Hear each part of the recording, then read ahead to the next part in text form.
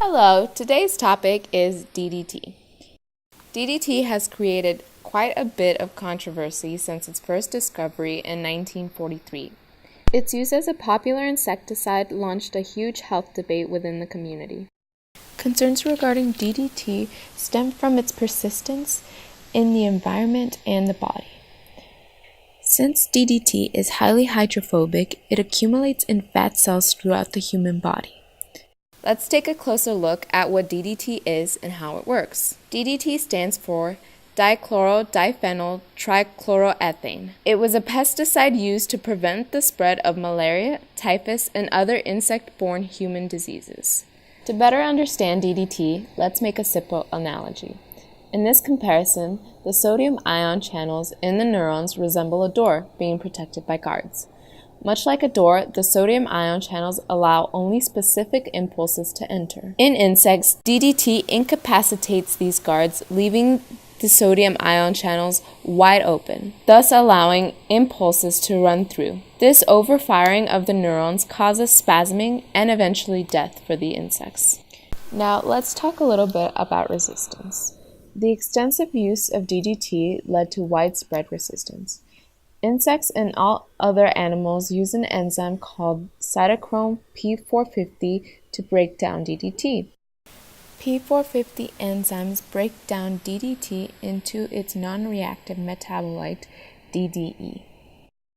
DDT is largely non-toxic to humans due to our high concentration of cytochrome P450 enzymes in our liver cells. However, insects do not produce the same large amounts of this enzyme. Because of this, DDT overwhelms the system faster than cytochrome P450 can break it down, leading to death of the insect. DDT resistance is caused by rapid expansion of the cytochrome P450 enzyme for faster breakdown of DDT. The large amounts of the enzyme causes DDT to do little to no damage to the insects. It is believed this mechanism for resistance was caused by natural selection. Insects that naturally produced more cytochrome P450 were not killed by DDT and thus passed down their resistant genes to their offspring. Now let's look at the synthesis of DDT. DDT is produced by reacting chlorobenzene and chloral in acid, most commonly sulfuric acid. This reaction has a 75% yield. The synthesis of DDT is extremely simple, leading DDT to be produced very cheaply. Now, let's quickly run through a historical timeline of DDT. In 1943, DDT's insecticidal properties were discovered, and it quickly became a wide-use pesticide.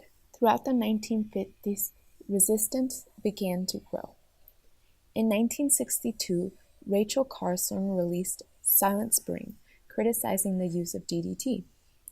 Silent Spring is largely considered the first call to arms by environmentalists. In 1972, the EPA banned DDT because of its environmental risks and potential human health risks.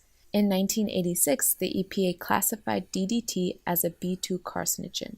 B2 carcinogen means there is sufficient evidence that it causes cancer in lab animals, but there is insufficient or no evidence it causes cancer in humans. In 2006, DDT was approved for indoor use in Africa by the World Health Organization. That marks an end to our journey. Thanks for tuning in, and we hope you understand a little more about DDT and its impact on society.